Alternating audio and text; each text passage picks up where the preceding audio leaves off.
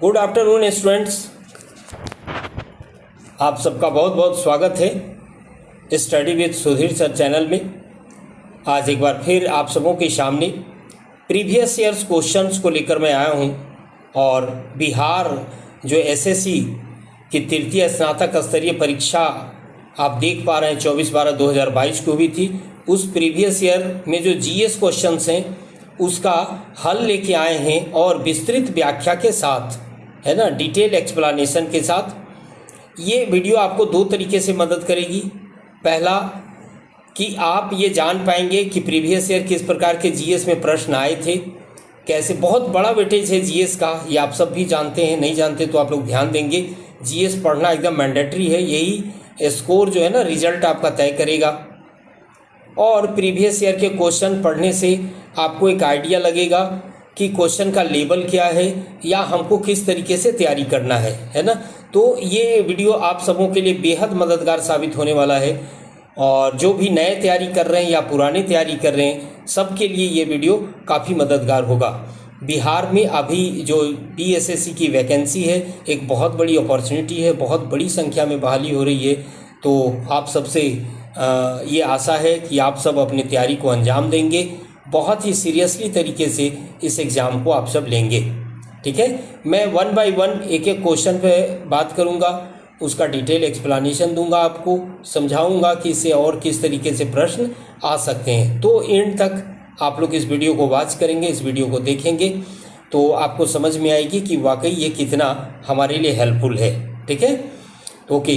तो मैं स्टार्ट कर रहा हूँ सेशन को और इस सेशन में क्वेश्चन आपके सामने वन बाय वन आएंगे जो बीएसएससी में 2022 में आया था प्रश्न। ठीक है, उसी प्रश्न को कुछ एक दो करंट अफेयर्स को मैंने हटाया है।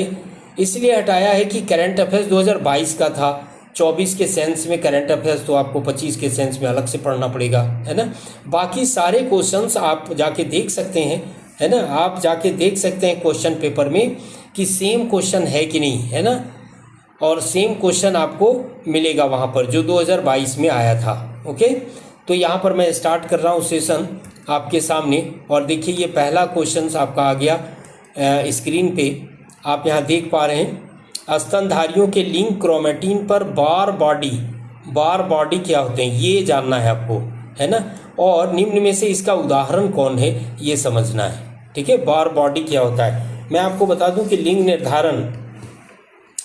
निर्धारण के लिए बॉर बॉडी का कॉन्सेप्ट होता है, बॉर बॉडी कॉन्सेप्ट होता है। और ये जो कॉन्सेप्ट है ना, बॉर बॉडी कॉन्सेप्ट, दो विद्वानों ने दिया इसको।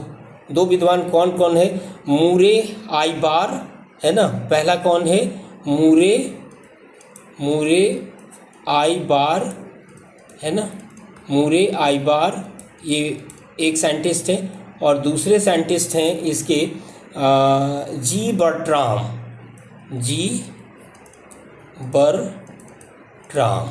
है ना, ये दूसरे साइंटिस्ट हैं। इन दोनों ने दिया ये बार बॉडी का कंसेप्ट। एक्चुअली होता क्या है कि हम लोग ये जानते हैं, शॉर्ट में बताते चलें, ऐसे इसकी विस्तृत व्याख्या की जा सकती। शॉर्ट में आप जाने कि हम लोग जानते हैं कि पुरुषों में जो है वो XY क्रोमोसोम होते हैं, XY होते हैं, और महिलाओं में क्या होते हैं, XX होते हैं, है ना, XX होते हैं। तो यहाँ पर होता ये है कि जनन के दौरान या जब जाइगोट बनते हैं, है ना, तो X एक का जो X गुणसूत्र है ना, एक, है ना, एक जो है वो क्रियाहीन हो जाता है। एक जो है माने संख्या विनियमित करने के लिए या लिंग निर्धारण के लिए क्या होता है, एक जो X क्रोमोसोम्स है ना महिलाओं का, वो विनियोजित हो जाता है या अक्रियशील हो जाता है, निष्क्रिय हो जाता है ना। ठीक है, और उसे ही हम लोग कारण ही एक ही X ना इसके साथ या तो X के साथ करेगा या XY के साथ करेगा। ठीक है, जो जाइगोट बनाएगा। यदि आप सब जानते होंगे कि यदि XX एक साथ मिलता है तो लड़की होगा, है ना, लड़की का जन्म होगा। और यदि XY मिलता है तो लड़का का जन्म होगा, है ना। तो इसमें महिलाओं की एक ही क्रोमोसोम्स एक्टिव होती है, ठीक है। और ये जो विशेषता आप पा रहे हैं, इसे ही हम लोग क्या करते हैं, इसे ही हम लोग बार बॉडी कहते हैं, बार बॉडी कहते हैं, ठीक है। और स्तनधारियों में जो उदाहरण होता है, क्या होता है, वो आपको इसका आंसर सी हो जाएगा, ठीक है। हेट्रोक्रोमैटिन इसका आंसर हो जाएगा, ठीक है, इसके विकल्प के अनुसार हेट्रोक्रोमैटिन इसको, बट इसमें होता यही है जो अभी मैंने आपको समझाया। ओके, नेक्स्ट क्वेश्चन की ओर आप देखिए। उस मॉडल का नाम बताइए जिस पर भारत की दूसरी पंचवर्षीय योजना आधारित है। दूसरी पंचवर्षीय योजना आपको ध्यान रखना है, दूसरी पंचवर्षीय योजना महालनोबिस मॉडल है, ये आई होप सब जानते होंगे। पहला मॉडल हैरड डोमर मॉडल्स पर आधारित था, दूसरा मॉडल जो है वो महालनोबिस मॉडल पर आधारित था। सबको पता है कि 1956 1 अप्रैल दूसरी पंचवर्षीय योजना प्रारंभ हुई, 1 अप्रैल 1956 से प्रारंभ हुई, है ना, 56 से प्रारंभ हुई, जो 61 तक जाएगी, है ना, 1961 तक जाएगी, 5 वर्षों के लिए चलेगी, तो 1961 तक जाएगी, 31 मार्च 1961 तक जाएगी। ये महालनोबिस मॉडल पर आधारित था, ये आप ध्यान रखेंगे, क्योंकि महालनोबिस क्या थे, भारतीय सांख्यिकी विभाग के निदेशक थे उस समय महालनोबिस, और उन्होंने ये मॉडल सुझाया था। ये मॉडल एक्चुअली है क्या, ये मॉडल समाजवादी मॉडल है ना, ये मॉडल समाजवादी मॉडल है, समाजवादी मॉडल है ना, ये ध्यान रखेंगे, समाजवादी मॉडल है। और इसका मुख्य उद्देश्य भी यही था कि समाजवादी समाज की स्थापना करना है और रोजगार में वृद्धि करना है ना, मेनली क्या था इसका, रोजगार में वृद्धि करना है। ये महालनोबिस मॉडल की विशेषता थी। क्लियर सबका। और आप सब जानते हैं कि दूसरी पंचवर्षीय योजना में मेन मोटिव्स जो रखा गया था वो इंडस्ट्री डेवलपमेंट को रखा गया था, और 3 बड़े आयरन एंड स्टील फैक्ट्रियां दूसरी पंचवर्षीय योजना के तहत स्थापित की गई थी। भिलाई हो गया, दुर्गापुर हो गया, राउरकेला हो गया, है ना, ये 3 बड़ी आयरन एंड स्टील फैक्ट्री की स्थापना करी गई थी विदेशियों की सहायता से, है ना। तो ये द्वितीय पंचवर्षीय योजना आपको ध्यान में रखने हैं। ओके स्टूडेंट्स, मैं आगे बढ़ता हूँ, क्योंकि ढेर सारे प्रश्न है ना, ढेर सारे प्रश्न आपको यहाँ पर एक्सप्लेनेशन मिलने वाले हैं, और आप समझ सकते हैं कि कितना महत्वपूर्ण है इसको जानना, जीएस पढ़ना कितना महत्वपूर्ण है ना। तो यहाँ पर देखिए, समान वायुदाब वाले स्थानों को जोड़ने वाली मानचित्र में जो समान वायुदाब रेखा होती है ना, एक समान वायुदाब के स्थान को मिलाकर जो रेखा खींची जाती है, ये तो हिंदी दिया हुआ है इसलिए कोई दिक्कत नहीं, समदाब रेखा होगा। समान दाब पूछ रहा है ना, समान वायुदाब, तो यहाँ तो समदाब रेखा मार देंगे, बट इसका इंग्लिश ध्यान में रखिएगा, ये आइसोबार होता है, ठीक है, आइसोबार, एक समान वायुदाब वाले स्थान को मिलाकर खींची गई रेखा आइसोबार कहलाती है, ठीक है, आइसोबार कहलाती है। और एक समान तापमान को मिलाकर खींची गई रेखा को क्या कहते हैं हम लोग, आइसोथर्म कहते हैं। हिंदी में ही लिखा रहेगा, इस तरह से लिखा रहेगा आइसोथर्म, है ना, या इंग्लिश भी लिख सकते हैं, आइसोथर्म लिख सकते हैं, आइसोथर्म लिख सकते हैं, इसको आइसोबार लिख सकते हैं इस तरह से। तो इंग्लिश टर्म्स ध्यान में रखिएगा, ठीक है, आइसोथर्म और आइसोबार। सब लोग जानते हैं कि जो दाब है वो ताप पर निर्भर करता है ना, ताप पर निर्भर करता है। यदि हम लोग ये जानते हैं कि वायुदाब सीधा ताप से संबंधित है, यदि तापमान अधिक है, हवा गर्म है, कहने का मतलब वो हवा हल्की है।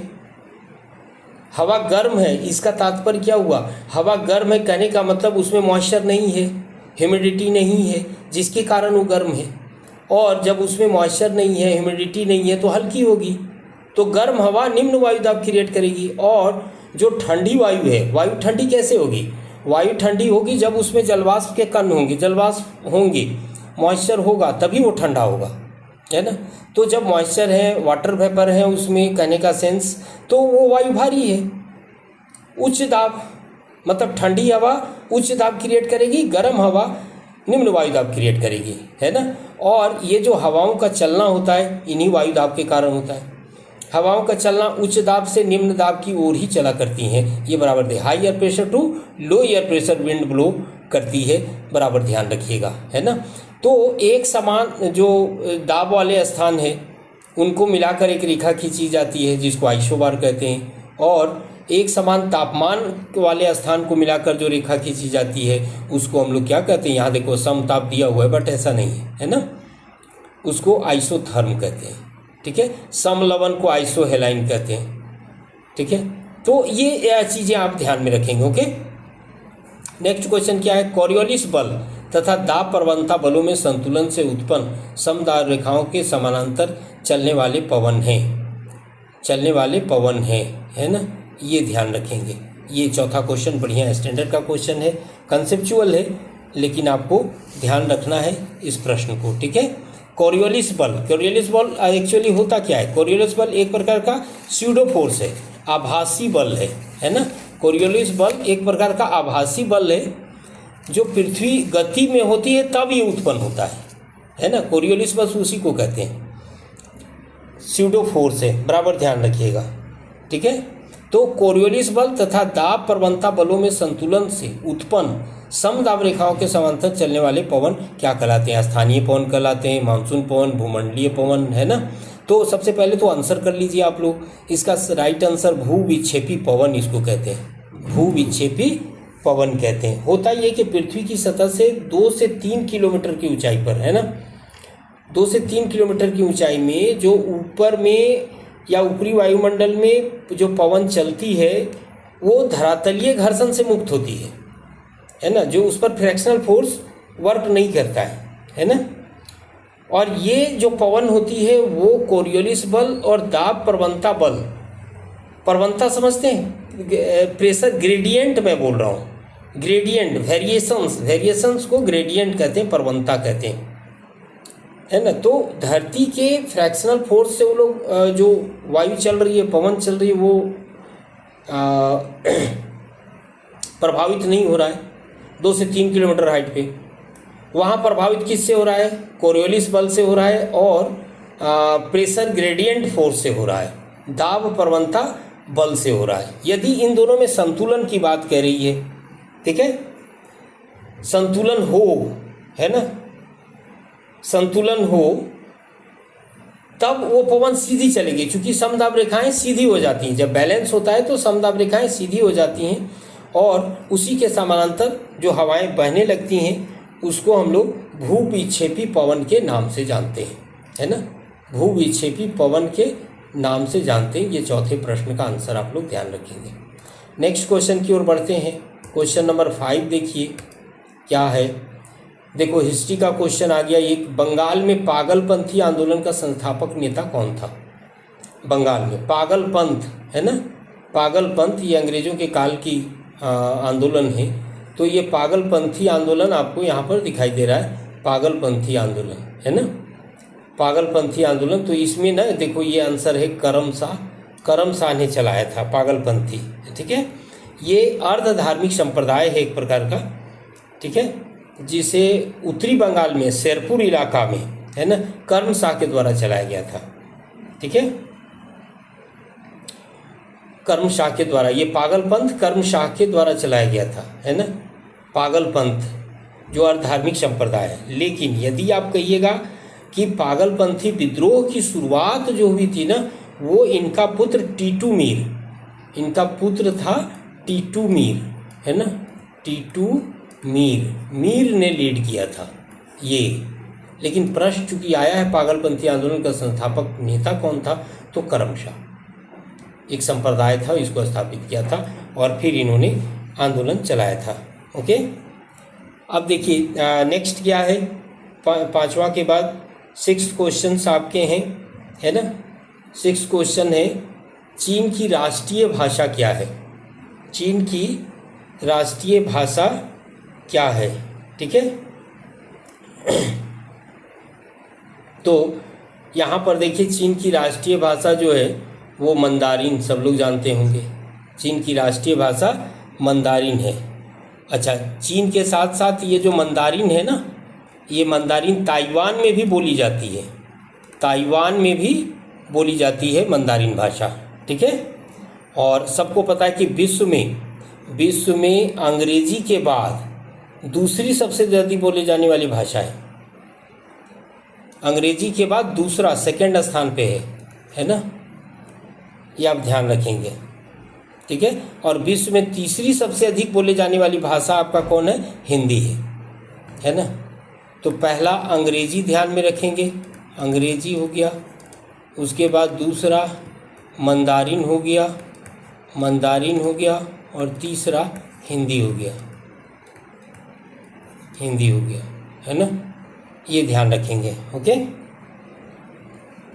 आगे बढ़ते हैं हम लोग, नेक्स्ट क्वेश्चन लेते हैं और देखने का प्रयास करते हैं, ठीक है।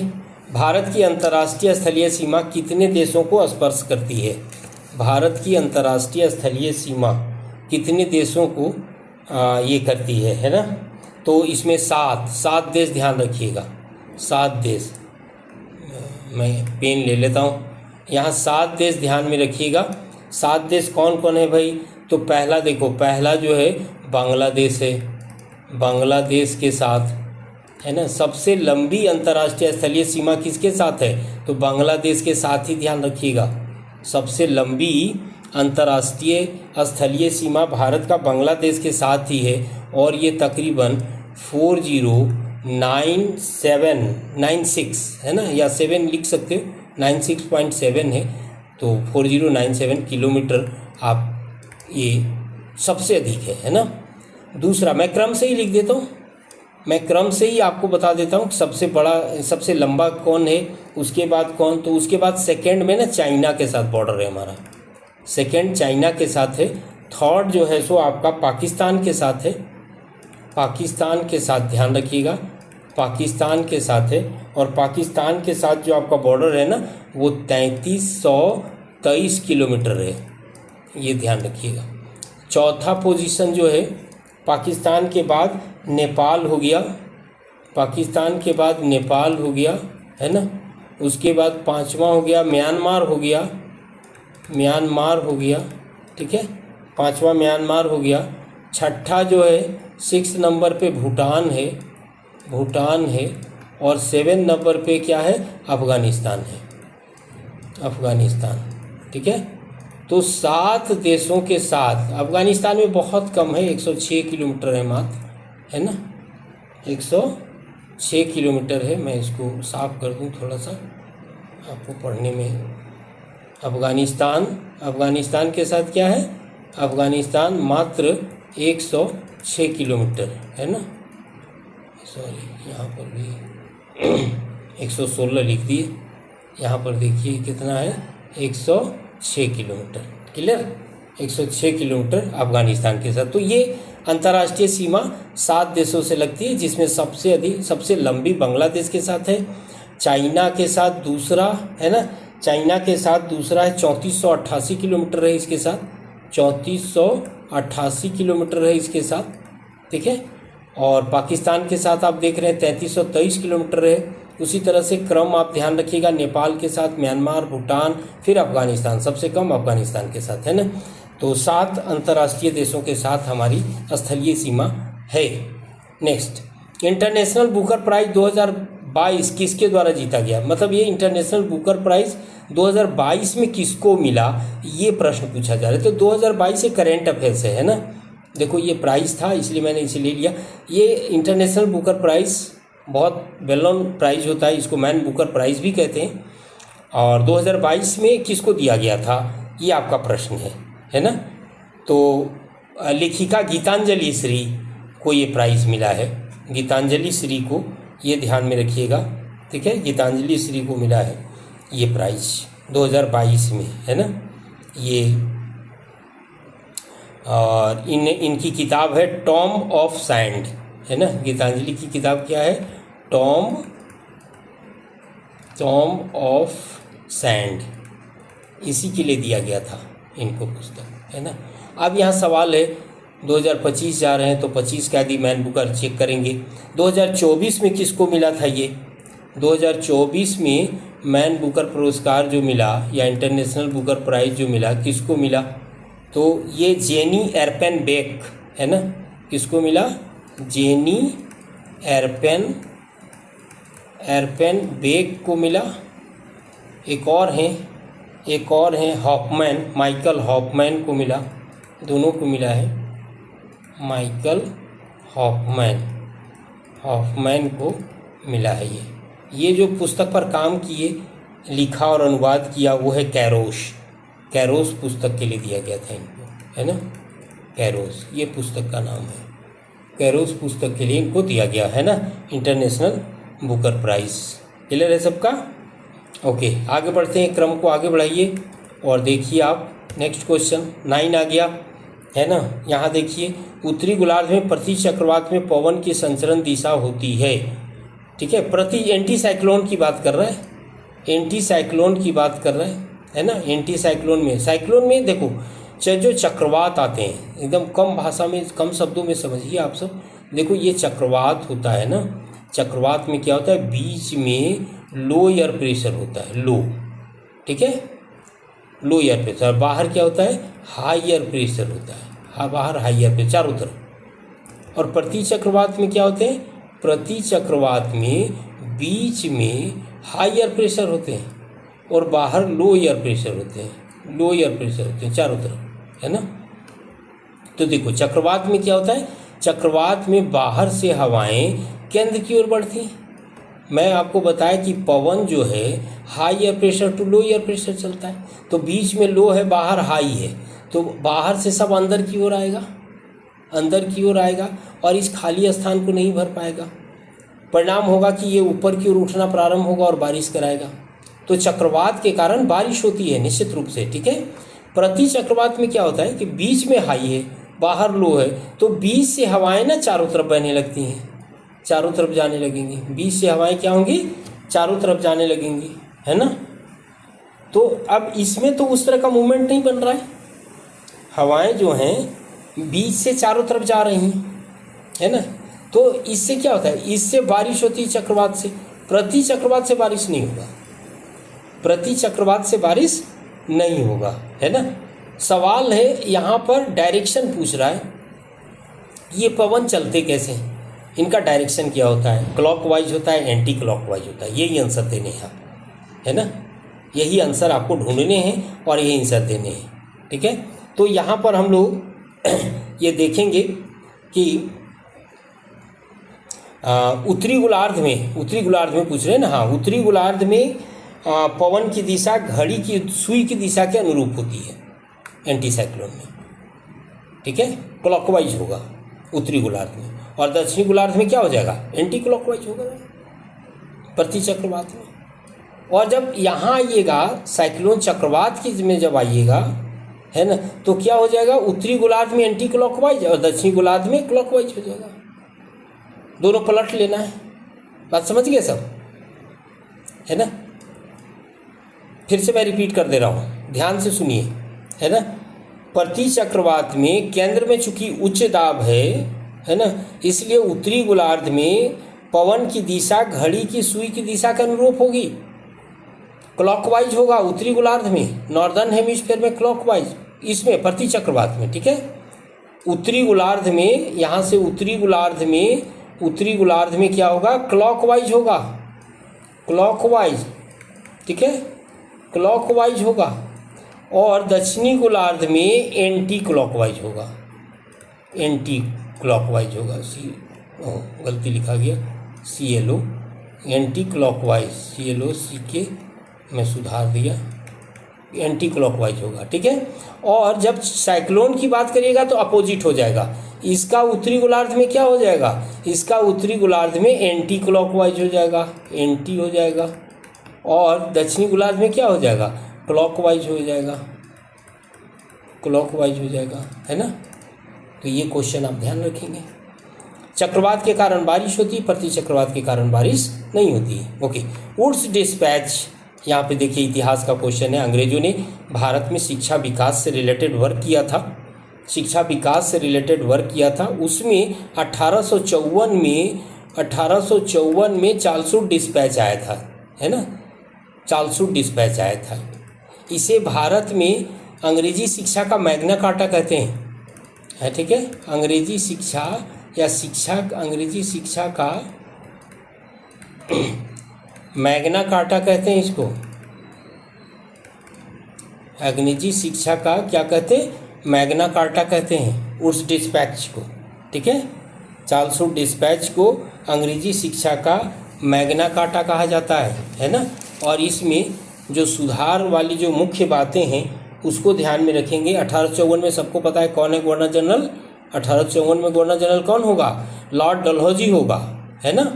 लॉर्ड डलहौजी होगा गवर्नर जनरल इस काल में, ठीक है। और इसमें क्या था कि जो प्रारंभिक शिक्षा है, प्राथमिक विद्यालय है, उसमें स्थानीय भाषा को अपनाने की बात कही गई थी और कॉलेज स्तर की शिक्षा अंग्रेजी माध्यम में होनी चाहिए थी। ये मूल बात आप ध्यान रखिएगा, इसमें कहा गया था, है ना। जो प्राइमरी एजुकेशन है वो स्थानीय भाषा में होनी चाहिए, लेकिन जो अपर एजुकेशन है, ऊंची शिक्षा है, कॉलेज की शिक्षा है, उसका माध्यम अंग्रेजी होना चाहिए। ये मुख्य बात मैंने आपको बताई, ठीक है। और इसी कारण से इसको अंग्रेजी शिक्षा का मैग्ना कार्टा कहते हैं, ध्यान रखिए। नेक्स्ट क्वेश्चन की ओर बढ़ते हैं और हम लोग जानने का प्रयास करते हैं। यहाँ देखिए 2024 का ओलंपिक कहाँ आयोजित होगा? 22 के लिए आगामी आयोजन स्थल ये पूछ रहा है, तो ऐसे आएंगे आपको, है ना। ओलंपिक जो है 2024 दे दिया तो आपको 2028 का पूछ सकता है, ध्यान रखिएगा। 2024 में कैसा परफॉर्मेंस रहा, चूँकि ओलंपिक 4 साल में होता है, सब लोग जानते हैं, है ना। तो ओलंपिक कहाँ हुआ था? और इस तरह का क्वेश्चन जब पूछ रहा है ना तो एक बात और ध्यान रखिएगा, यहाँ कंफ्यूज मत होइएगा, है ना। क्वेश्चन यदि इस तरह का उठाया है तो ये बेसिकली ना ग्रीष्मकालीन ओलंपिक की बात कर रहा है ना। ऐसे ओलंपिक तो कितने प्रकार के होते हैं ना, तो ये ग्रीष्मकालीन ओलंपिक की बात कर रहा है, ग्रीष्मकालीन ओलंपिक की बात कर रहा है ना। तो ग्रीष्मकालीन ओलंपिक, शीतकालीन ओलंपिक होते हैं, ग्रीष्मकालीन ओलंपिक होते हैं, है ना। तो और भी ओलंपिक के टाइप्स होते हैं, तो यहाँ पर ग्रीष्मकालीन ओलंपिक की बात कर रहा है। तो ये कहाँ होगा 2024 में, उसको बताना है, सिर्फ जगह का नाम बताना है ना, कि कहाँ होगा ग्रीष्मकालीन ओलंपिक। तो ये पेरिस और में होगा, पेरिस इसका आंसर होगा, ठीक है। नेक्स्ट साइंस से क्वेश्चन है, देखो किस तत्व का अष्टक का नियम लागू पाया गया? किस तत्व तक होगा, थोड़ी टाइपिंग मिस्टेक है, ठीक है। तक, है ना, तक अष्टक का नियम लागू पाया गया। सबसे पहला बात है कि अष्टक का नियम दिया कौन? कोई भी तत्व जो है अपना ऑक्टेन कंप्लीट करना चाहता है, वही अष्टक का नियम है, बात समझ गए। जो उसका एक्सटर्नल सेल होता है, बाह्य कक्षा होता है, उसमें 8 इलेक्ट्रॉन वो पाना चाहता है। 8 इलेक्ट्रॉन पाने के बाद वो कंप्लीट हो जाएगा, इसी को हम लोग अष्टक कहते हैं, अष्टक का नियम कहते हैं। तो सबसे पहला सवाल है, आपने यदि ढूंढा हो अभी तक तो बढ़िया बात है, नहीं ढूंढे हैं तो मैं हूँ और आपको मैं बताऊंगा, ठीक है। तो ये सिद्धांत दिया किसने था? अलेक्जेंडर न्यूलैंड्स ने दिया था। ये सिद्धांत किसने दिया? अलेक्जेंडर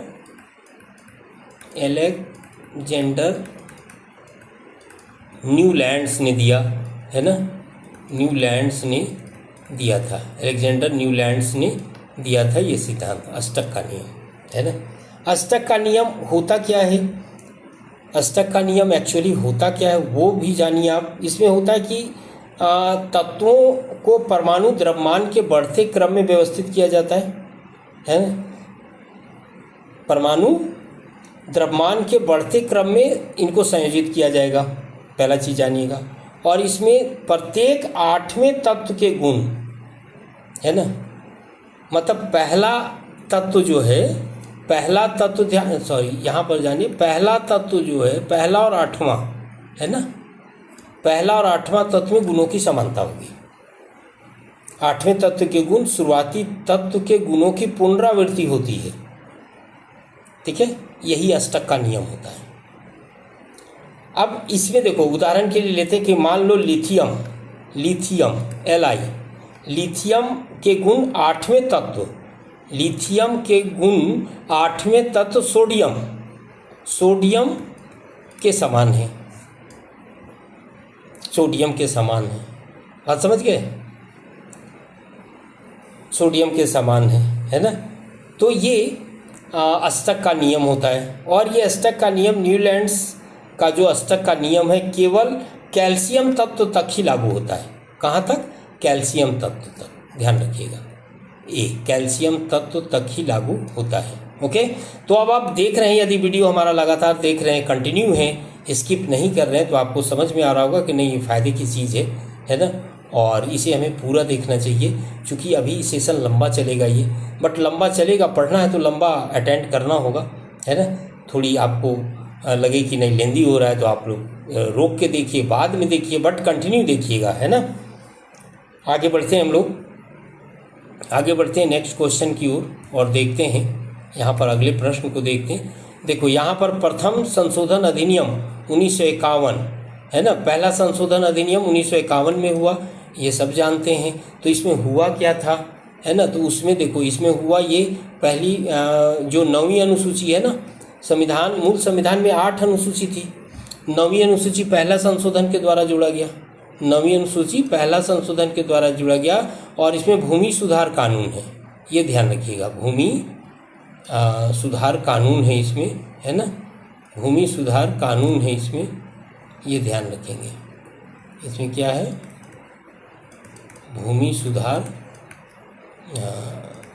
सुधार लॉ है इसमें, है ना, जो कोर्ट के द्वारा लागू नहीं करवाए जाएंगे, कोर्ट के द्वारा सुधारा नहीं जाएगा या उसको लागू नहीं करवाया जाएगा, ये ध्यान रखें। 9वीं अनुसूची, बहुत सारे इसमें भूमि सुधार कानून है। ओके, नेक्स्ट देखिए, जल के पोषक समृद्धि द्वारा झील का प्राकृतिक कल प्रभावना दर्शनी की क्रिया को क्या कहते हैं, है ना।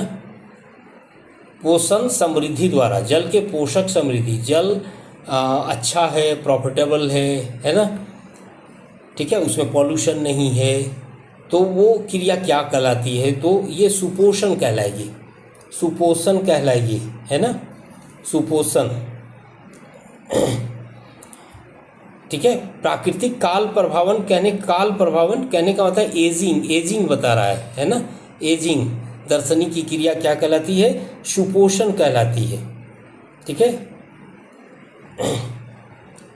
मतलब ये लाइन समझ में आई? मतलब ये कहना ये चाह रहा है कि झील की अधिक उम्र दर्शाने वाली क्रिया क्या कहलाती है? तो झील की अधिक उम्र दर्शाने वाली क्रिया सुपोषण कहलाती है ना।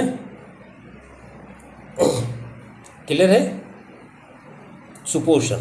नेक्स्ट क्वेश्चन की ओर बढ़ते हैं हम लोग और देखने का प्रयास करते हैं। क्वेश्चन नंबर 15 आ जाइए। कौन सी टीम सबसे ज़्यादा आईपीएल टाइटल जीती है ना, सबसे ज़्यादा आईपीएल टाइटल जीती है? तो यहाँ पर आप ध्यान रखेंगे, थोड़ी कंफ्यूजिंग क्वेश्चन है। कंफ्यूजिंग क्वेश्चन इसलिए है कि जब परीक्षा हो रहा होगा, है ना, उस समय मुंबई इंडियंस ही इसका राइट आंसर होगा, है ना। लेकिन चेन्नई सुपर किंग्स ने भी अब बराबरी कर ली है, 5-5 बार आई होप दोनों जीत चुके हैं, है ना। तो ये थोड़ी सी विवादित क्वेश्चन है, ध्यान रखिएगा। ओके। राज्यपाल एवं मंत्रिपरिषद के बीच संवाद के प्रमुख तंत्र के रूप में मुख्यमंत्री के कर्तव्य का उल्लेख। आर्टिकल ये क्वेश्चन है ना, आर्टिकल आपको बताने हैं, आर्टिकल यहाँ पर आपको बताने हैं, ठीक है, कि राज्यपाल और मंत्रिपरिषद के बीच संवाद के प्रमुख तंत्र के रूप में मुख्यमंत्री का क्या कर्तव्य है, वो किस, चूँकि मुख्यमंत्री ही मीडियम होता है ना उनके बीच मेडिएटरी का, तो उसका आर्टिकल क्या है, बस आर्टिकल आपको ध्यान में रखने। और इसका आर्टिकल मैं आपको बता दूं, इसका आर्टिकल 167 में है ना, 167 में है ना। तो थोड़े से फास्ट तो करने पड़ेंगे क्योंकि ढेर सारे प्रश्न हैं, है ना। आगे बढ़ते हैं हम लोग, नेक्स्ट क्वेश्चन की ओर देखते हैं।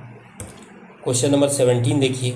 10वीं अनुसूची को कब जोड़ा गया, है ना, 10वीं अनुसूची को कब जोड़ा गया, ये सब लोग जानते होंगे। 52वां संशोधन 1985, है ना, 52वां संशोधन 1985 को जोड़ा गया। इसमें दल बदल कानून है, दल बदल कानून, है ना, दल बदल कानून है, इसमें दल बदल कानून है 10वीं अनुसूची में। देखो यहाँ फाइलेरिया की बात हो रही है, हाथी पांव मतलब फाइलेरिया होने का कारण क्या है, फाइलेरिया किसके कारण होता है ना, फाइलेरिया का वजह क्या है, तो वो ध्यान में रखेंगे आप सब। फाइलेरिया का वजह, तो फाइलेरिया का वुचेरिया है ना, वुचेरिया ब्रैंकोफटाई के कारण होता है। एक प्रोटोजोआ है ये प्रोटोजोआ है, फाइलेरिया प्रोटोजोअल डिजीज है और एक क्यूलेक्स मच्छर के द्वारा फैलता है, ये ध्यान रखेंगे, है ना। क्यूलेक्स मच्छर, क्यूलेक्स मच्छर के द्वारा फैलता है, ये ध्यान रखेंगे। और इसके लिए ना हेट्राजन की गोली दी जाती है, हेट्राजन की गोली दी जाती है, ये भी ध्यान रखेंगे आप सब। सरकारी अस्पतालों में फ्री मिलती है। हाथी पाँव माने जिनका पैर सूज जाता है, फूल जाता है पूरे, उसी को हाथी पाँव कहते हैं। ओके, नेक्स्ट आगे बढ़ते हैं हम लोग और आगे देखने का प्रयास करते हैं। क्वेश्चन देखिए, बांग्लादेश सरकार को मान्यता प्रदान करने वाला प्रथम देश कौन था? बांग्लादेश को, है ना। बांग्लादेश सबको पता है 1971 में अस्तित्व में आया था। भारत और पाकिस्तान के बीच युद्ध हुआ था 1971 में और पाकिस्तान की पराजय हुई थी और फिर बांग्लादेश स्वतंत्र घोषित किया गया था, ठीक है। और तो यहाँ पर बांग्लादेश सरकार को मान्यता देने वाला, अब आप समझ गए होंगे कि मेरा इशारा कहाँ है, तो मेरा इशारा भारत है, ठीक है। भारत ने ही सर्वप्रथम बांग्लादेश को मान्यता दिया था 1971 में ही, है ना, ये याद रखिएगा, भारत। हमारे शरीर की दैनिक नियमन का महत्वपूर्ण कार्य कौन सा हार्मोन करता है तथा ये किस ग्रंथि से स्रावित होता है? ठीक है, देखो ये सब ग्रंथि हैं, हाइपोथैलेमस है, पिनियल ग्लैंड्स हैं, एड्रिनल ग्लैंड्स हैं, है ना। तो बट ये कौन सा है? तो आपको ध्यान रखना है यहाँ पे सी ऑप्शन, मेलाटोनिन हार्मोन है जो पिनियल ग्लैंड से सेक्रेशन होता है। पिनियल ग्लैंड्स कहाँ होता है? मस्तिष्क में होता है ना। और मेलाटोनिन स्वाभाविक रूप से उत्पादित हार्मोन है ना, नेचुरली ये प्रोडक्शन होता रहता है इसका, ठीक है। और ये आपको पिनियल ग्रंथि के द्वारा मदद करता है, ठीक है। और मेलाटोनिन मुख्य रूप से क्या है? मेलाटोनिन बहुत इंपॉर्टेंट हार्मोन है, मैं आपको बता दूं, क्योंकि ये जो आपका नींद चक्र है ना, नींद चक्र को ये मेंटेन करता है। नींद चक्र को यदि ये निकलना बंद हो जाए ना तो आपकी नींद फिर प्रॉब्लम हो जाएगी।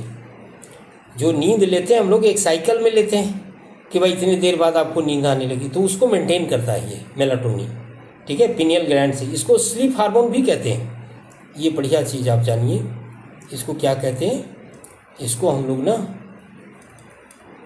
देखो स्लीप हार्मोन भी कहते हैं, स्लीप हार्मोन भी कहते हैं, ठीक है। तो स्लीपिंग साइकिल को ये मेंटेन करता है और ये आपको पिनियल ग्लैंड से निकलता है, ठीक है। ओके, नेक्स्ट आगे बढ़ते हैं। अब यहाँ देखिए, भारत का महान्यायवादी के बारे में पूछा जा रहा है। महान्यायवादी संविधान का प्रश्न है, मतलब संविधान का प्रश्न है, तो महान्यायवादी आर्टिकल 76 की मैं बात कर रहा हूँ। आर्टिकल कहाँ पर है ये? आर्टिकल 76 में है। अटॉर्नी जनरल है ये। अटॉर्नी जनरल में 2-3 बातें आप ध्यान रखेंगे। महान्यायवादी की नियुक्ति कौन करता? राष्ट्रपति करता है। महान्यायवादी का काम क्या होता है? तो काम इसके सरकार को सलाह देना, और दूसरा काम इसका जो होता है कोर्ट में सरकार का पक्ष रखना, है ना। जैसे सुप्रीम कोर्ट में केंद्र सरकार से रिलेटेड यदि कोई इशू चल रहा हो तो सरकार के तरफ से कोई पक्ष रखेगा तो कौन रखेगा? अटॉर्नी जनरल रखेगा, महान्यायवादी रखेगा, है ना। यही, इसका कोई कार्यकाल नहीं होता है, ये बात ध्यान रखिएगा, इसका कोई कार्यकाल नहीं होता है। ये राष्ट्रपति के इच्छानुसार पद पर कायम रहते हैं, ठीक है। राष्ट्रपति के इच्छानुसार ही पद पर कायम रहेंगे, है ना। ओके, तो इसके ऑप्शन पर हम विचार करें, इसके ऑप्शन पर, तो यहाँ पर देखिए पहला ऑप्शन क्या है? वह भारत के मुख्य न्यायाधीश द्वारा नियुक्त होता है, ये तो गलत है, राष्ट्रपति के द्वारा नियुक्त होता है ना। दूसरा क्या, वह भारत सरकार को विधि विशेष सलाह देता है, तो केवल 2 सही हो जाएगा, ए सही होगा, इसका ए मार देंगे। अब यहाँ देखिए, प्रकाश का उसके घटक रखों में विभक्त होना कहलाता है ना। क्या कहलाता है? ठीक है, अपवर्तन, विचलन, विक्षेपण, परावर्तन, ठीक है। तो ये क्या कहलाता है, इसको ध्यान में रखना है। घटक रंगों में, है ना, घटक रंगों में ये बढ़ जाता है। प्रकाश को जब एक प्रिज्म से गुजारा जाता है, एक प्रिज्म है, सपोज करो यहाँ से एक प्रकाश को क्रॉस कराए, तो यहाँ पर जब प्रकाश क्रॉस करेगा, है ना, तो ये विभिन्न रंगों में बढ़ जाएगा, विभिन्न रंगों में बढ़ जाएगा। विभिन्न रंगों में कितना रंगों में बटेगा? 7 रंगों में बटेगा, है ना। 7 हो गए, 3 हो गए और 3 6 हो गए। एक और चलो कर लेते, एक और यहाँ पर देख लो। तो विभिन्न रंगों में ये विभाजित हो गया। इसी को हम लोग क्या कहते हैं, है ना, इसको कहते हैं विक्षेपण। ये सी आंसर हो जाएगा। और इसका फॉर्मूला क्या होता है? VIBGYOR, VIBGYOR, YOR। तो सबसे ज़्यादा नीचे वो सबसे ज़्यादा विक्षेपित हुआ, वायलेट कलर, बैंगनी रंग, नीला रंग सबसे ज़्यादा विक्षेपित हुआ। सबसे कम कौन होगा? तो रेड, है ना। तो ये विबग्योर थ्योरी आप ध्यान रखेंगे। ओके, नेक्स्ट क्वेश्चन की ओर बढ़ते हैं और जानने का प्रयास करते हैं। क्वेश्चन नंबर 23, यहाँ देखिए, निम्न में से कौन सा क्षेत्र देश के परिवहन के सकल मूल्यवर्धन में सर्वाधिक योगदान करता है? ठीक है,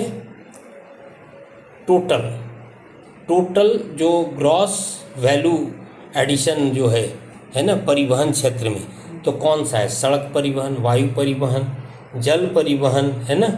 तो सबको पता होगा कि यहाँ पर ना ए ऑप्शन आपका सही होना चाहिए, सड़क परिवहन। सड़क परिवहन आपका सबसे अधिक, ठीक है, सकल मूल्यवर्धन में योगदान देता है। ओके, यहाँ देखिए नेक्स्ट, पंचायत की शक्तियाँ, प्राधिकार तथा उत्तरदायित्व का प्रावधान किया गया है ना। उत्तरदायित्व का प्रावधान किया गया है, किस आर्टिकल में किया गया है? ऐसे पंचायती राज व्यवस्था आपको पता होगा या आप पढ़े होंगे कि 11वीं अनुसूची में है ना, 11वीं अनुसूची में है।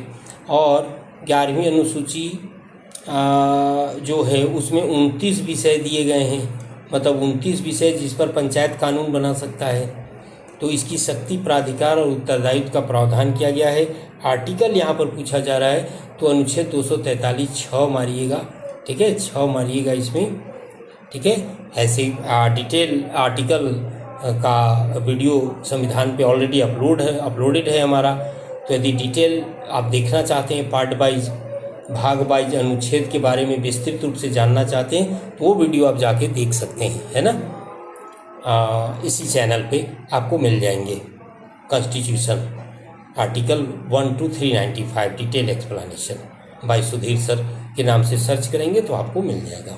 ओके, नेक्स्ट क्वेश्चन की ओर बढ़ते हैं। क्वेश्चन नंबर 25 आ गया। ये आसान भी प्रश्न रहते हैं। तो देखो, म्यांमार का पुराना नाम क्या है? तो बर्मा, है ना। का सबसे अच्छा उदाहरण मध्य अटलांटिक कटक है ना। ये बढ़िया क्वेश्चन है, आपको ध्यान रखना है। ये जो अटलांटिक महासागर है ना, अटलांटिक महासागर है, ये बीच में ना बराबर भागों में बटा हुआ है, 2 बराबर भागों में डिवाइड किया हुआ है। कौन किया हुआ है? ये अटलांटिक कटक, रेड्स, संकीर्ण और ऊंची पहाड़ियों के क्रम को हम लोग रेड्स कहते हैं, कटक कहते हैं।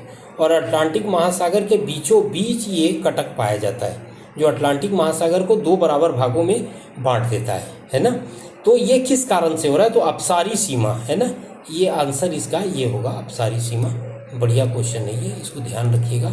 अपसारी सीमा के कारण, है ना, अपसारी सीमा के कारण ये चीज़ें हो रही हैं, उसको ध्यान में रखिएगा, ठीक है। माने अपसारी प्लेट कौन सा? जब 2 प्लेटें एक दूसरे से दूर जाती हैं, जब 2 प्लेटें एक दूसरे से दूर जाती हैं तो नए परपट्टी का निर्माण होता है, और उसे ही हम लोग अपसारी प्लेट कहते हैं, ठीक है। और जब ये प्लेटें मान लो एक दूसरे से दूर जाती हैं, जब प्लेटें एक दूसरे से दूर जाती हैं तो क्या होता है कि जो एथनोस्फीयर है उससे मैग्मा बाहर आता है और इन कटकों का निर्माण हो जाता है, ठीक है। तो संकीर्ण और ऊंची एक श्रेणी विकसित हो जाती है, जिसको हम लोग कटक कहते हैं, है ना। 2 प्लेट एक दूसरे से दूर जा रहे हैं, ये दूर जा रहे हैं, है ना, ये दोनों दूर जा रहे हैं। तो ये बीच वाले पार्ट में है ना, बीच वाले पार्ट में यहाँ पे मैग्मा निकलना प्रारंभ हो जाता है नीचे से, और ये संकीर्ण और ऊंची पहाड़ियों का एक क्रम यहाँ डेवलप हो जाता है। उसी को हम लोग क्या कहते हैं, कटक कहते हैं, ये कटक कहते हैं, ठीक है। और अटलांटिक महासागर के बीचों बीच ये कटक पाया जाता है। पूरे अटलांटिक महासागर को 2 बराबर भागों में ये बांट रखा है ना, ये ध्यान रखेंगे। नेक्स्ट क्वेश्चन की ओर बढ़ते हैं। और इसका तो बर्मा आप सब म्यांमार का पुराना नाम है ना, तो बर्मा ध्यान रखिएगा। आगे बढ़ते हैं हम लोग नेक्स्ट क्वेश्चन की ओर। 27 देखिए, ऋषि सुनक, है ना, ये बहुत बढ़िया बात है। ऋषि सुनक ब्रिटेन के प्रधानमंत्री थे, ये सब जानते होंगे। ऋषि सुनक ब्रिटेन के प्रधानमंत्री थे, है ना, ब्रिटेन के प्रधानमंत्री थे। लेकिन ये उस समय थे, अभी नहीं है ना। ऐसा नहीं कि अभी मार दीजिएगा। अभी ब्रिटेन के प्रधानमंत्री जो है कीर स्टार्मर हैं, वर्तमान में कीर स्टार्मर हैं ब्रिटेन के प्रधानमंत्री, है ना, कीर स्टार्मर हैं, उस समय थे, ठीक है। ऋषि सुनक, ये करंट अफेयर्स है। अब ऐसा नहीं कि ब्रिटेन का इतिहास। ऐसे आपको पता होगा कि ब्रिटेन का पहला प्रधानमंत्री कौन बना था। ब्रिटेन में पहला प्रधानमंत्री कौन बना था, फर्स्ट प्राइम मिनिस्टर ब्रिटेन का नाम बताइए, है ना। तो ये बना था आपको रॉबर्ट वालपोल, ये पहला वहाँ का प्रधानमंत्री बना था, है ना, ठीक है। और पहली महिला प्रधानमंत्री ब्रिटेन की बनी थी, पहली महिला प्रधानमंत्री कौन बनी थी, मार्गरेट थैचर, ठीक है, मार्गरेट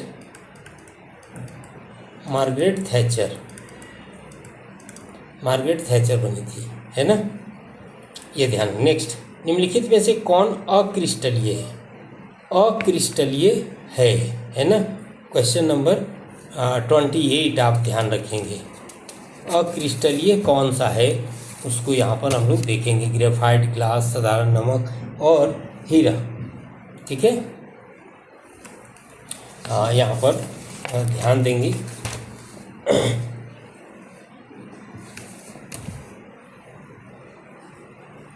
तो यहाँ पर ग्लास को हम लोग कह सकते हैं अक्रिस्टलीय, ग्लास अक्रिस्टलीय, ठीक है, ग्लास अक्रिस्टलीय है ना। कांच को अतिशीतित द्रव पदार्थ माना गया है, कांच को, क्योंकि इनके भीतर अणु बहुत ही कम समय के लिए गति जारी रख सकते हैं, ठीक है, गति जारी रख सकते हैं। और कांच क्या होता है, कांच एक आकारहीन ठोस होता है जिसके घटक अनियमित रूप से व्यवस्थित होते हैं, जिनके पास कोई निश्चित ज्यामितीय संरचना नहीं होती है, ठीक है।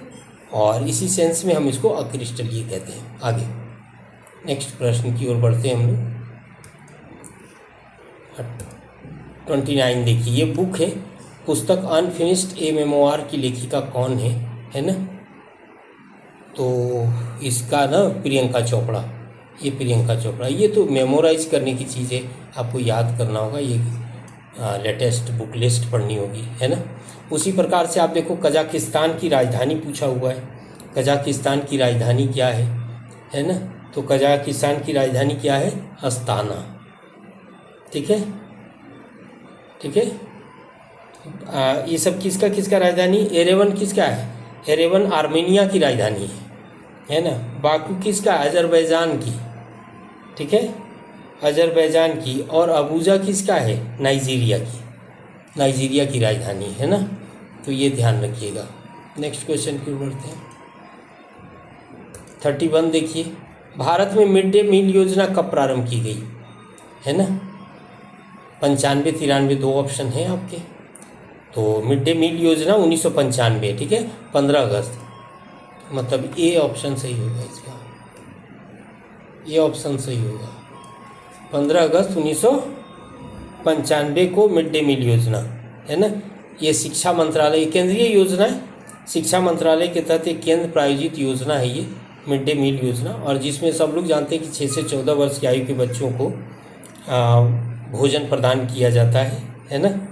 लेकिन अब क्या है ना कि मिड डे मील का नाम जो है सो चेंज कर दिया गया, प्रधानमंत्री पोषण शक्ति निर्माण योजना कर दिया गया 2021 से, इसका नाम क्या कर दिया गया है? प्रधानमंत्री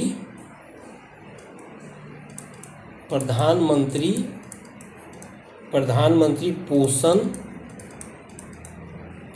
शक्ति, है ना, पोषण शक्ति निर्माण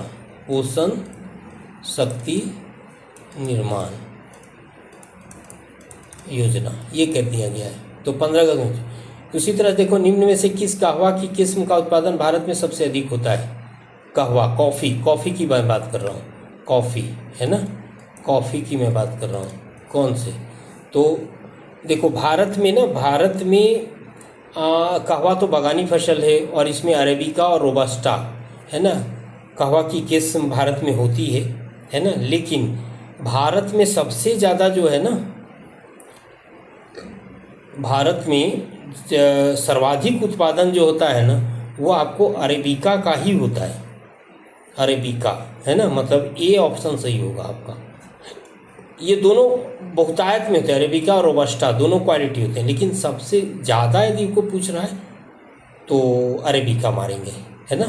आगे बढ़ते हैं। 33 क्वेश्चन देखिए, भारत में स्थापित पहला राष्ट्रीय उद्यान देखिए आप, ठीक है। पहला राष्ट्रीय उद्यान है आपका जिम कॉर्बेट राष्ट्रीय उद्यान आपका पहला है, ठीक है। और 1936 में ये स्थापित हुआ था, 1936 में, 1936 में हुआ था, है ना, जिम कॉर्बेट, ठीक है। पहले ये हैली राष्ट्रीय उद्यान के नाम पर स्थापित हुआ था, हैली, ठीक है। तो ये नैनीताल गढ़वाल जिले में स्थित है ये, और है एक्चुअली ये बाघ अभयारण्य है, और इसे 1973 में जो प्रोजेक्ट टाइगर शुरू हुआ था उसमें इसको शामिल किया गया। आपको पता होगा प्रोजेक्ट टाइगर के तहत कितने अभयारण्य हैं अभी, है ना। प्रोजेक्ट टाइगर तो 58 प्रोजेक्ट टाइगर स्कीम्स हैं हमारे पास, हमारे देश में भी, ठीक है। ये भी करंट से ही दिख रहा है आपको। पद्म भूषण विजेता प्रभा अन्ने निम्नलिखित में से किस चीज़ से जुड़ी है, ठीक है। 8 सेक्शन में आपको यहाँ देखना है, बांसुरी, स्वर संगीत, वीणा, है ना। तो ये जो जुड़ी हैं वो आपको स्वर संगीत बी ऑप्शन या ख ऑप्शन आप इसका मारेंगे, ठीक है। ओके, नेक्स्ट पढ़ते हैं। क्वेश्चन देखिए, कितना वेटेज है जीएसटी के जीएस का, है ना। यहाँ देखिए, दिल्ली के लाल किले में मोती मस्जिद का निर्माण किसने कराया, ठीक है। क्या शाहजहाँ ने कराया लाल किले में मोती मस्जिद 2 है, बराबर ध्यान रखिएगा। सॉरी, ये मोती मस्जिद जो है ना, ये 2 हैं, मोती मस्जिद 2 हैं, ये ध्यान रखिएगा आप सब। मोती मस्जिद 2 हैं, है ना, मोती मस्जिद 2 हैं। एक आगरा में भी मोती मस्जिद है ना, और दिल्ली में भी मोती मस्जिद है। तो आगरा वाला जो मोती मस्जिद है ना, वो शाहजहाँ मारिएगा, और ये दिल्ली का चूंकि पूछ रहा है, इसलिए इस मोती मस्जिद का निर्माण औरंगजेब ने कराया था, ये ध्यान रखिएगा, ठीक है। क्लियर। नेक्स्ट, यूनेस्को द्वारा घोषित अंतर्राष्ट्रीय मातृभाषा दिवस किस तारीख को मनाया जाता है? अंतर्राष्ट्रीय मातृभाषा दिवस, है ना। देखिए, तिथि दिवस भी आपको पढ़ने हैं। मैं तो आपको बताया था कि भाई इस तरीके का क्वेश्चन आएगा तो आपको ध्यान रखना है ना। तो 21 फरवरी ध्यान रखेंगे, 21 फरवरी को अंतर्राष्ट्रीय मातृ दिवस मनाया जाता है। 21 फरवरी, ये 21 फरवरी, ठीक है। 21 फरवरी यूनेस्को द्वारा घोषित है, कोई साधारण संस्था के द्वारा घोषित नहीं है, यूनेस्को ने घोषित कर रखा है। आगे देखिए 37 नंबर, अमित सहाय को के क्षेत्र में योगदान के लिए माइकल एंड शीला हेल्ड प्राप्त हुआ है। अमित सहाय किस क्षेत्र से जुड़े हुए हैं, है ना। तो आपको एक अंदाज़ा लग रहा होगा कि भाई प्रश्न के लेवल बिल्कुल सही होते हैं, है ना, प्रश्न के लेवल बिल्कुल सही होते हैं। मैं आपको बता दूं कि ये कैलिफोर्निया विश्वविद्यालय में कार्यरत हैं अमित सहाय, है ना, और इन्हें जो मिला है वो कंप्यूटर विज्ञान के लिए, कंप्यूटर विज्ञान में उनके योगदान के लिए मिला हुआ है, ठीक है। कंप्यूटर विज्ञान में क्रिप्टोग्राफिक सॉफ्टवेयर को डेवलप करने के लिए या उसका एप्लीकेशन अप्लाई करने के लिए इनको दिया गया है। निम्नलिखित में से कौन राष्ट्रीय स्वास्थ्य प्रोफाइल को समय पर प्रकाशित करने का कार्य करता है। ठीक है, नेशनल हेल्थ प्रोफाइल जो है वो कौन करेगा। ठीक है, तो ये आपको ध्यान रखना है। केंद्रीय स्वास्थ्य खुफिया ब्यूरो ये आपको ये करेगा, समय समय पर प्रोफाइल जारी करेगा। मतलब इसमें क्या देखना है, स्थिति देखनी है, रोग देखना है, बीमार आदमी को देखना है, मृत्यु दर को देखना है, ये सब जानकारी इसमें होता है। हेल्थ प्रोफाइल है ना, हेल्थ प्रोफाइल है तो हेल्थ से रिलेटेड जितनी भी चीज़ें होंगी सब इसमें होंगी, है ना। नेक्स्ट क्वेश्चन की ओर देखते हैं हम लोग। नेक्स्ट क्वेश्चन पढ़िए 39। आइए, निम्नलिखित में से कपास के संबंध में कौन सा कथन सही नहीं है ना। कॉटन के बारे में पूछा जा रहा है, कॉटन के बारे में क्या सही नहीं है ना। कॉटन के बारे में ओके, क्या सही नहीं है, आपको ये ध्यान रखना है। तो इसका जो है ये जो इसके लिए कपास की खेती के लिए 50 से 100 सेंटीमीटर वर्षा आदर्श रहती है। भारत में छोटे कपास का सर्वाधिक उत्पादन भारत में गुजरात कपास उत्पादक राज्यों में से एक है। इसकी पैदावार उपोष्ण और उष्णकटिबंधीय क्षेत्रों में होती है। ठीक है,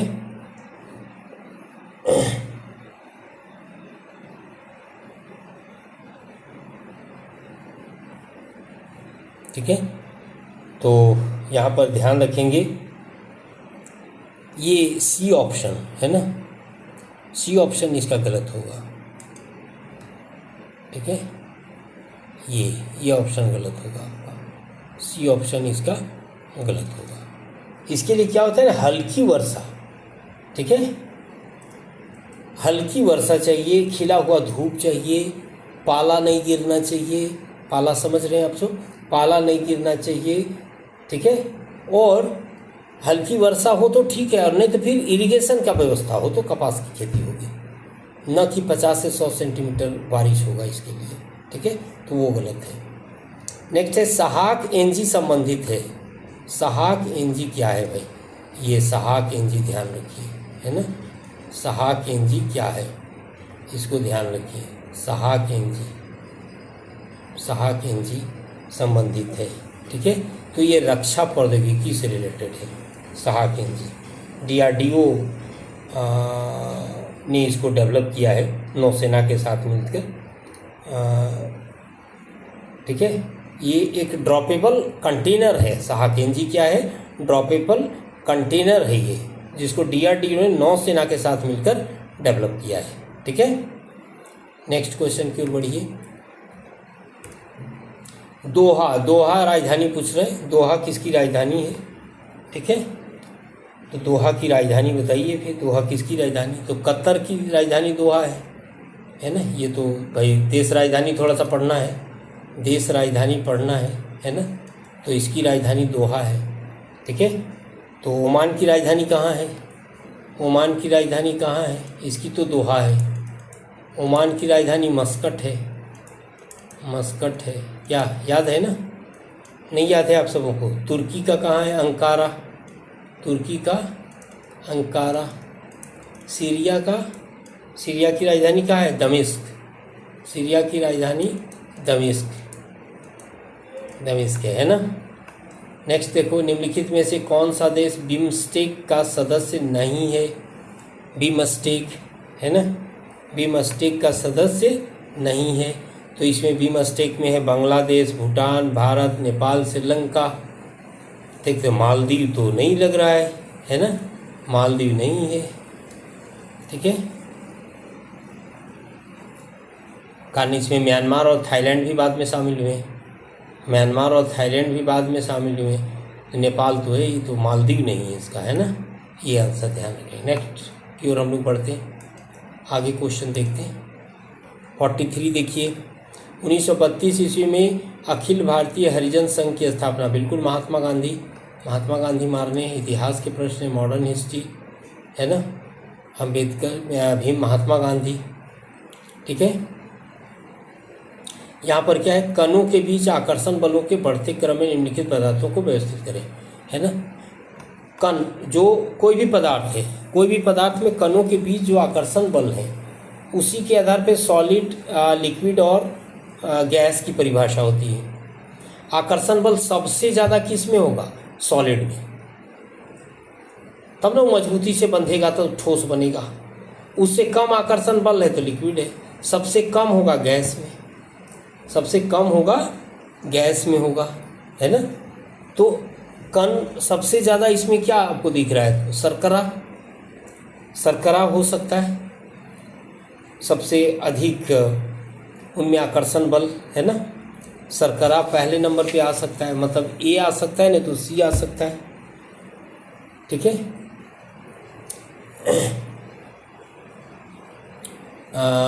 बढ़ते क्रम में तो सबसे कम किस में होगा, है ना, सॉरी सबसे कम, देखो सब बढ़ते क्रम में पूछ रहा है, बढ़ते क्रम में, यहाँ पर देखिए ये बढ़ते क्रम में पूछ रहा है, तो बढ़ते क्रम पूछने का मतलब हुआ सबसे कम किस में, तो सबसे कम में तो हाइड्रोजन में ही होगा, हाइड्रोजन। उससे ज़्यादा आकर्षण बल लिक्विड है तो दूध में होगा, सबसे अधिक शर्करा में होगा, डी ऑप्शन होगा सही, डी ऑप्शन सही होगा 44 का, है ना। देखो सॉलिड, लिक्विड एंड गैस की जो बेसिकली परिभाषा है, उनके जो मोल्स होते हैं, उनके जो अणुओं के बीच लगने वाले आकर्षण बल हैं, उसी के आधार पे उनको परिभाषित किया जाता है और उनका नेचर तय किया जाता है ना। नेक्स्ट क्वेश्चन देखिए 45। भारत सरकार के किस कार्यक्रम का उद्देश्य चिन्हित क्षेत्र में समग्र दृष्टिकोण को अपनाते हुए प्रौद्योगिकियों को विकसित करना और एकीकृत करना है ना। 45 नंबर क्वेश्चंस आपको ध्यान रखना है, ठीक है। तो इसमें क्या है, जो ऑप्शन क्या है, क ख ग घ आपको ध्यान रखना है ना।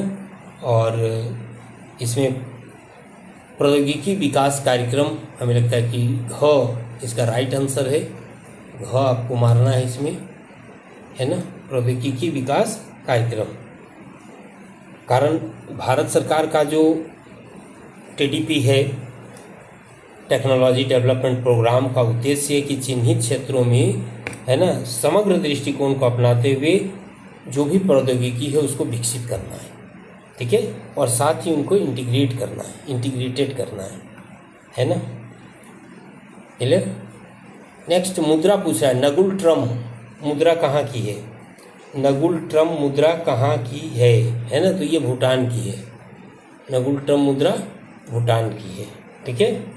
कजाकिस्तान की तेगे है, कजाकिस्तान की तेगे है। म्यांमार की आपको क्यात है, म्यांमार की मुद्रा क्यात कहलाती है। भूटान का बता ही दिए नगुल ट्रम है। दक्षिण कोरिया की मुद्रा वॉन है ना, वॉन है, ये ध्यान रखिएगा। नेक्स्ट पढ़ते हैं 47। भारत का सबसे ऊंचा रेलवे पुल किस नदी पर बना है? सबसे ऊंचा रेलवे पुल 47 नंबर्स आपको ध्यान रखने हैं। चिनाब नदी पे है रेलवे ऊंचा पुल, चिनाब नदी पे है ना। ये थोड़ी सी इन्फॉर्मेशन है, आपको याद रखना। इस तरह के प्रश्न आपको पढ़ने पड़ेंगे। मतलब मेनली क्या है, मेनली के एक स्टैटिक जीके है, स्टैटिक जीके का ही ये पार्ट है ना। और यहाँ पर हम लोग देखते हैं कि स्टैटिक जीके से प्रश्न रहेगा, है ना, SSC के लिए, ठीक है। क्लियर। भारत का सबसे ऊंचा रेलवे पुल किस नदी? चिनाब नदी पे है। क्लियर है सबका? चिनाब नदी पे है ना, जम्मू कश्मीर में ये है। और 359 मीटर ऊंचाई है इसकी ऊंचाई कितनी है? 359 मीटर, 359 मीटर इसकी ऊंचाई है ना, 359 मीटर इसकी ऊंचाई है। ओके। उसके बाद देखो, भारत का सबसे बड़ा रबर बंद कौन से बांध है ना, रबर बंद नहीं है, रबड़ बांध है, थोड़ी गड़बड़ टाइपिंग हो गई है। बांध, रबड़ बांध कौन सी नदी पर बना है? भारत का सबसे बड़ा रबड़ बांध है ना, सबसे बड़ा रबड़ बांध फल्गु नदी पर स्थित है। फल्गु गया है ना, फल्गु नदी पर स्थित है, ये ध्यान रखिएगा, है ना, फल्गु नदी पे। तो ये इस तरह के प्रश्न आपको स्टैटिक जीके में मिलेंगे। और मैं आपको बता दूं कि हमारी भी एक नई पुस्तक स्टैटिक जीके की आई है, है ना, क्रॉन पब्लिकेशन के द्वारा। तो वो आप स्टैटिक जीके खरीद सकते हैं और पढ़ सकते हैं, है ना। अभी फ़िलहाल हिंदी एडिशन में है, अभी फ़िलहाल हिंदी एडिशन में, इसका इंग्लिश एडिशन जल्द ही लाएंगे। तो ये कंप्लीट पैकेज होगा आपका इस तरह के एग्ज़ामों के लिए, है ना। उसे एक बार आप बुक स्टॉल जाएं, क्रॉन जाएं, तो आप वहाँ देख सकते हैं, या ऑनलाइन भी आपको सर्च करने पर ये बुक अवेलेबल हो सकता है, तो आप वहाँ भी देख सकते हैं, इसको मंगा सकते हैं, है ना। मैं एक बुक की रिव्यू आपको दिखा दूं अपनी बुक की। तो ये स्टैटिक जीके आपको दिखाई देगा, यहाँ पर देखिए आप, स्टैटिक जीके, है ना। स्टैटिक जीके आपको यहाँ पर दिखाई दे रहा होगा, क्रॉन पब्लिकेशन से ये छप रही है पुस्तक, ठीक है, छप चुकी है, मार्केट में आ चुकी है। तो आप इसे खरीद सकते हैं और इसी अनुसार से अपनी तैयारी कर सकते हैं, है ना। ओके, आगे बढ़ते हैं नेक्स्ट क्वेश्चन की ओर और जानने का प्रयास करते हैं अगले प्रश्न को। यहाँ पर देखिए 49, ब्रिटेन महारानी एलिजाबेथ सेकंड, जिनका हाल ही में निधन हुआ, ने कितने वर्षों तक शासन किया, है ना। ये 70 वर्ष, ये तो कन्फर्म है, 70 ईयर्स, है ना। 70 वर्ष इन्होंने शासन किया। ये बिल्कुल उसी समय का करंट अफेयर्स ही है, पेपर मैगजीन जो पढ़ेंगे उनका बनेगा, है ना। इनकी मृत्यु 96 वर्ष की आयु में हुई थी, बहुत पेपर समाचार पत्र में आया था, और 8 सितंबर 2022 को हुआ इनकी मृत्यु हुआ था, है ना। और ये शासन गद्दी पर बैठे थे 25 वर्ष की आयु में ही महारानी बने थे अपने पिता किंग जॉर्ज 6 की मृत्यु के बाद। इनका पिता किंग जॉर्ज थे और उनकी मृत्यु के बाद 25 वर्ष की आयु में 1952 को सिंहासन पर ये बैठे थे, ठीक है। तो अब आप निकाल सकते हैं एलिजाबेथ सेकंड, ठीक है। पेटुआ घाट मत्स्य गोदीबाड़ा के रूप में विकसित किया गया है, यह स्थित है पेटुआ घाट। पेटुआ घाट कहाँ विकसित किया जा रहा है ना। तो ये आपको पश्चिम बंगाल में, ठीक है। पेटुआ घाट फिशिंग हार्बर, ये फिशिंग हार्बर मेदिनीपुर जिला, है ना, रसूलपुर नदी के मुहाने पर स्थित है। ये जो पेटुआ घाट मत्स्य गोदीबाड़ा विकसित किया जा रहा है ना। और आपको मैं बता दूं कि ये 7वां बड़ा गोदीबाड़ा होगा मछली पकड़ने का पूरे भारत में, पेटुआ घाट। ओके, नेक्स्ट क्वेश्चन की ओर बढ़िए और देखने का प्रयास करिए आप सब। क्वेश्चन नंबर 51, बॉक्सर विद्रोह संबंधित है। बॉक्सर विद्रोह कहाँ हुआ था? ये चीन में हुआ था, एकदम याद रखेंगे आप सब, ये चाइना में हुआ था बॉक्सर विद्रोह, है ना। और 1899 में चाइना में हुआ, 1899 में हुआ था बॉक्सर विद्रोह, ठीक है। और ये चाइना से रिलेटेड है, ओके। बिहार सोशलिस्ट पार्टी, ध्यान रखिएगा, सोशलिस्ट पार्टी के प्रथम अध्यक्ष कौन थे, है ना, सोशलिस्ट पार्टी के। तो यहाँ पर अध्यक्ष थे जयप्रकाश, आचार्य नरेंद्र देव, है ना, सोशलिस्ट पार्टी के। सोशलिस्ट पार्टी के अध्यक्ष कौन थे? बिहार सोशलिस्ट पार्टी 1934, पहले तो जानो कि ये 1934 में इस्टेबल हुआ था, है ना। और इस्टेबल करने में आपको सब थे, जयप्रकाश नारायण थे, अंबिका गंगा शरण सिन्हा, राहुल संकेतायन, ये सब थे, लेकिन अध्यक्ष बने थे आचार्य नरेंद्र देव, ठीक है। नेक्स्ट क्वेश्चन की ओर बढ़िए। सिंधु लिपि की लेखन दिशा, है ना, ये बुस्टोफेदन टेक्निक से लिखते थे। ये जो लिखते थे ना, थोड़ी वीडियो लंबी हो गई है बट पूरी जानकारी, बहुत सारे क्वेश्चंस आते हैं, BSSME ढेर सारा वेटेज होगा इसका, तो GS आप लोग अच्छे से तैयार करेंगे, है ना। तो बट लंबी हो गई तो हो गई है, देखना ही पड़ेगा ना, देखना ही पड़ेगा, कोई उपाय नहीं है आपके पास बिना देखे समझे। तो सिंधी लिपि जो है उसको हम लोग क्या कहते हैं? बुस्टोफेदन,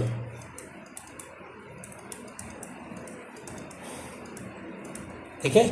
ये डी ऑप्शन होगा, दाहिने से बाएं, फिर बाएं से दाहिने, फिर ऐसे, मतलब इसमें कहीं स्टॉपेज नहीं होता, है ना, उसी को बुस्टोफेदन कहते हैं। सिंधी भाषा 8वीं अनुसूची में जोड़ी गई। सिंधी भाषा 8वीं अनुसूची में जोड़ी गई है, ठीक है, 8वीं अनुसूची में जोड़ी गई कैवें संशोधन के द्वारा? तो 21वें संशोधन के द्वारा। ये सिंधी भाषा जो जोड़ा गया ना 21वें संशोधन, 21वें अमेंडमेंट के द्वारा। 21वां अमेंडमेंट कब हुआ? 1967 में। ये बी ऑप्शन मारेंगे, ख ऑप्शन मारेंगे, है ना। मूल जब संविधान लागू हुआ था तो मात्र 14 भाषा था, ठीक है। 21वें संशोधन के द्वारा सिंधी एक भाषा जोड़ा गया, 15 हो गया। ये 21वें के द्वारा जोड़ा गया सिंधी को, ठीक है। फिर क्या हुआ? 71वां संशोधन हुआ, 71वां संशोधन हुआ। 71वां संशोधन के बाद 3 जोड़ा गया, 3 भाषा। कौन कौन जोड़ा गया? कोंकणी, मणिपुरी, नेपाली। कोंकणी, मणिपुरी और नेपाली 71वां। उसके बाद यहाँ जो हुआ 92वां संशोधन हुआ, 92वां संशोधन हुआ 2003 में। और इसमें कौन 15-3-18 4 भाषा फिर जोड़ा गया, 4 भाषा फिर जोड़ा गया, बोडो, डोंगरी, मैथिली और संथाली, है ना, 4। तो टोटल कितने हो गए? 14, 1 15, 3 18, 4 22। तो अभी संविधान में भाषा कितने हैं? 22 हैं। क्लियर। 21वां के द्वारा सिंधी, 71वां के द्वारा 3 है कोंकणी, मणिपुरी, नेपाली, और 92वां के द्वारा 4 हैं डोंगरी, मैथिली, ठीक है, डोंगरी, मैथिली, बोडो और संथाली, है ना। तो ये 54 नंबर क्वेश्चन हैं। नेक्स्ट बढ़ते हैं आगे, क्वेश्चन देखते हैं। संगम साहित्य में व्यापारी वर्ग, है ना। संगम साहित्य दक्षिण भारतीय इतिहास का पहला इतिहास है ये, संगम काल। व्यापारी वर्ग को क्या कहते थे, है ना। तो व्यापारिक वर्ग को वेनिगर कहते थे, ये ध्यान रखिएगा। ये 55 नंबर का सही ऑप्शन ए है, वेनिगर है, ठीक है। संगम, तो पांड्य राजाओं के संरक्षण में 3 संगम का आयोजन हुआ था, है ना। तो संगम समाज है, संगम पूरा बहुत बड़ा चैप्टर है जो आपको पढ़ना है। दक्षिण भारतीय इतिहास का पहला प्रमाण है ये, रिटन। नेक्स्ट क्वेश्चन क्या है? नेपाल के पहले निर्वाचित प्रधानमंत्री कौन है? नेपाल का पहला प्रधानमंत्री इलेक्टेड, है ना। तो ये ध्यान रखेंगे। तो ये क्या है? आपको पहला निर्वाचित प्रधानमंत्री विशेश्वर प्रसाद कोइराला, ये घ मारिएगा, है ना। तो आई होप ये BSSC जो तृतीय स्नातक परीक्षा है 22 का, है ना, उसके GS से रिलेटेड क्वेश्चंस मैं आपको आप तक पहुंचाया है ना। ये मैं फर्स्ट में ही बताया था कि भाई इससे आपको एक ट्रेंड का आइडिया लगेगा, क्वेश्चन का लेवल का पता चलेगा, और साथ ही अपनी तैयारी को इसी के अनुसार से अपनी तैयारी को आप आगे बढ़ाएंगे। GS का बहुत वेटेज है इसमें, मैं बार बार आपको बता रहा हूँ। उसके बाद मैथ और रीजनिंग है ना। तो GS का वेटेज है, आप ध्यान रखिएगा, GS पर फोकस करिएगा, बहुत ज़्यादा पढ़िएगा GS, ठीक है। तो आई होप ये इसी आशा के साथ मैं ये वीडियो अपलोड कर रहा हूँ ताकि ये आपकी तैयारी में काफ़ी मददगार साबित हो। और जो लास्ट तक जुड़े हैं हमसे, स्किप न किए होंगे, तो उनसे निवेदन है कि वीडियो को ज़रूर सब्सक्राइब करें, चैनल को सब्सक्राइब करें, लाइक करें, शेयर करें, ताकि अधिक से अधिक लोगों तक ये बात पहुंचाई जा सके। मैं आपको लोगों के लिए इतनी मेहनत करता हूं, तो आप लोग इतनी मेहनत तो हमारे लिए कर ही सकते हैं, है ना। ओके, तो आज का सेशन यहीं तक। धन्यवाद आप सबों के का, और फिर आपसे मिलेंगे नए किसी इसी तरह के टॉपिक के साथ। ओके, धन्यवाद।